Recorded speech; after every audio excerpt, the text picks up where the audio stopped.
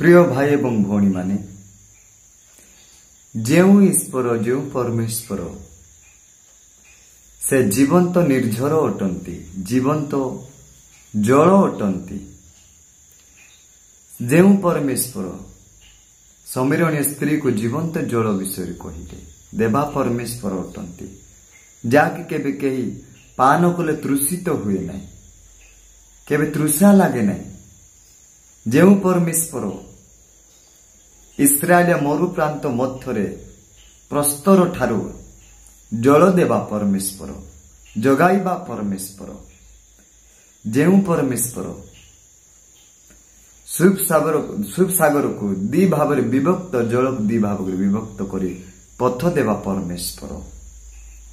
तो प्रभुंकर लोक माने से जीवंत नदी अटंती स्रोत अटंती सही परमेश्वर आज से कहले मते तृषा लगुछि तीनोटी मेकरे जेतेबेले कृष्ण झुली अछंती तीनोटी कंटार से झुलु अछंती कृष्ण लोक माने आपण जानिते यीशु ख्रीष्ट को केते आघात करा जायछि विशेष भाव रे तांग शरीर जेते ब्लड थिला सब ब्लड सब रक्त से नई नाल परे ढाली देले सब पळैला रक्त सब चलीगला शरीर बल नाई प्रहार कराही कंटार मुकुट पिंधि अछंती आ विशेष यह अटे जेतेबेले तांको तीनिटी कंटारे मरा जाइथिला प्रभुଙ୍କ लोक माने गोड़ को मोड़ी की बेंड करा जाइथिला दीटी हस्त टाणी टाणी की ऊपर को मरा जाइथिला जाके निश्वास प्रश्वास नेबा मध्य कष्टदायक आउ अति कष्टर विषय अटे यही प्रकार समय मध्य से निश्वास प्रश्वास नुनाती आ जिते बेले टांगी दे शरीर को से कौन मूव करि पारंती हलाई पारुना यही प्रकार समय प्रभु लोक माने जीशु ख्रीष्टंकर आमे वाक्य देखिबा जीशु ख्रीष्टंकर ए जीव टालू रे आसिक लागिगला टालू रे आसी लागिगला जयश्रींकर वाक्य कहे प्रभु लोक माने गीत संहिता जदि आमे पाठ करिबा ताहले सेटर जणा पडुछि ईश्वरଙ୍କ वाक्य स्पष्ट भाव रे कहे जीशु ख्रीष्टंकर टालू जीव जे टालू रे लागिगला काहे कि जीशु ख्रीष्टंकर जीव संपूर्ण भाव शुष्क होई गला सुखी गला एठारे एही प्रकार लिखा जाइछि देखंतु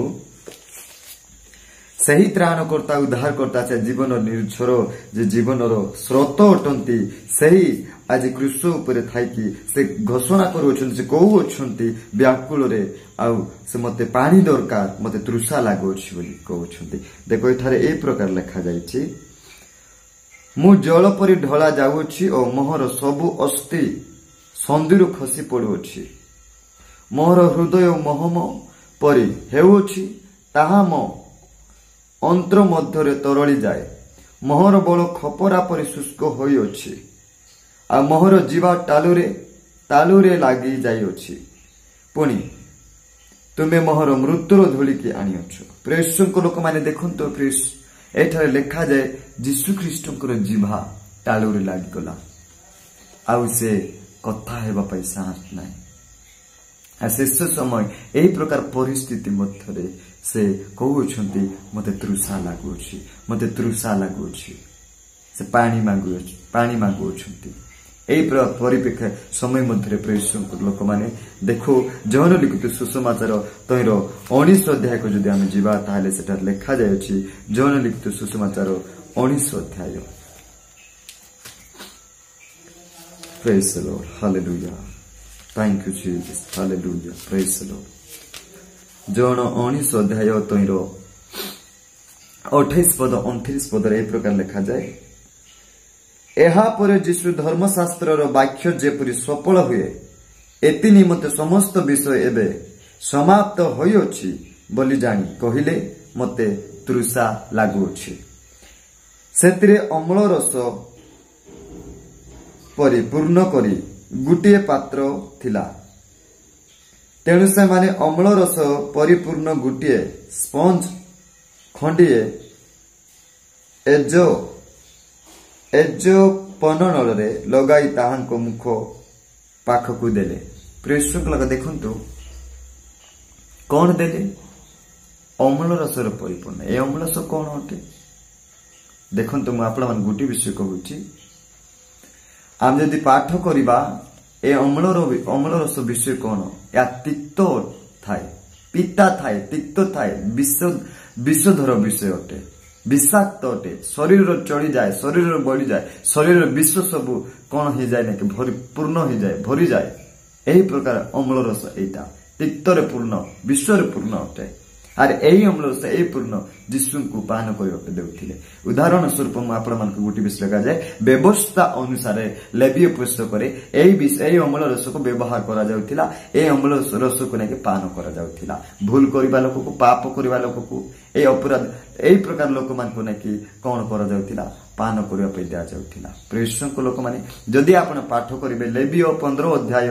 तहिर 15 पद ठारू क्षमा करिवे लेवीय 5 अध्याय 15 पद ठारू 22 पद पर्यंत आपण पाठ कले आपण जानि पारिबे प्रेज द लॉर्ड हालेलुया लेवीय 5 तहिर thank you Jesus hallelujah so क्षमा करिबा लेवीय पुस्तक न गणना पुस्तक थैंक यू जीसस हालेलुया गणना पुस्तक 5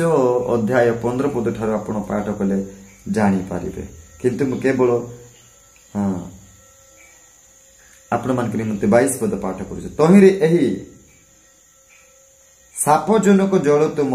उधर फुलाइबाकू ओ उरु अवश कराइबाकू तुम उदर रे प्रवेश करू एही सकल कथा कही जाजक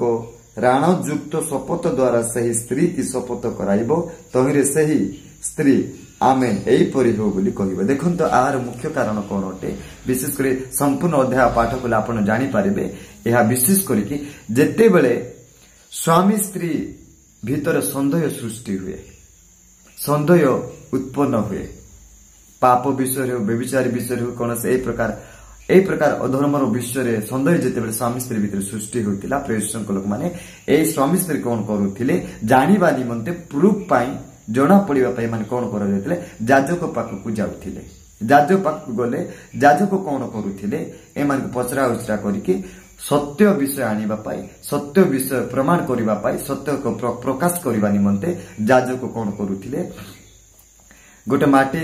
माटी पात्र आणुतिले माटी पात्र भीतर किछि सूची जल रखुतिले सूची जल रखिला परे भूमि रो किछि धूली बा माटी से सूची जल भीतर रखुतिले आउ एक आ गोटे कागज लेखार चिठा को लेखिकी अभिशाप द्वारा नहीं कि से पानी रे पकाउथिले आ जितकी बेले आ राण देखि कहउथिले जदि भूल करथिबो दोष करथिबो ए प्रकार पाप करथिबो ताहेले कोन हो ए सबु अभिशाप रो विषय मो जीवन रे आसु बोली से राण देखि कहबा पय कहउथिले ए माने आ से माने कहउथिले आ जते बेले कहउथिले जदि भूल होथिबे से माने प्रमाण बाहर होथिबो से माने कोन होथिबो से अभिशाप द्वारा रै कि से पानी पान करबा द्वारा से मानकर पेट फुली जाउतिला हां आ कोन करूतिले एही जेतकेले पका जाउतिला से पात्र रे सूची जल तापर सूची जल परे भूमि रो माटी चिठारे लेखा चिठी पका जाउतिला ए चिठी पकाइबा द्वारा पानी संपूर्ण भाबे तिक्तता हे जाउतिला पिता हे जाउतिला आ जेता बेले तिक्ततारे परिणत हो जाउतिला जाजक सेमानकु पीबा पे देउथिले आ जेते बेले पिउथिले जद्दी पाप करियोछन्ते जद्दी भूल करियोछन्ते सेमानकर पेट नै फुली जाउतिला आ विषाक्त होतिला आ सेमाने कोन करूथिले विषाक्त हो जाउतिले मृत्युवरण करूथिले ठीक प्रिय ईश्वर लोक माने एई तिक्त जल एई तिक्त पानी ए तिक्त अम्ल रस जीशु ख्रीष्ट को पान करबा पे देइथिले आ वाक्य लेखा जाइछि एटा सफल हेबार थिला कांगे एठारे आमे पाठ कलु विशेष कर जहन लिखित सुसमाचार धर्मशास्त्र वाक्य जेपरि सफल हेबो तेनु करी ଏହି ଲେବୀୟ ପୁସ୍ତକ ବ୍ୟବସ୍ଥା ଅନୁସାରେ ଏ ଲେବୀୟ ପୁସ୍ତକର ବ୍ୟବସ୍ଥା ଯେପରି ସଫଳ ହେବ ସେଥିପାଇଁ ଯୀଶୁଖ୍ରୀଷ୍ଟକୁ ମଧ୍ୟ ଏହି ତିକ୍ତ ଜଳ ବା ତିକ୍ତ ପାଣି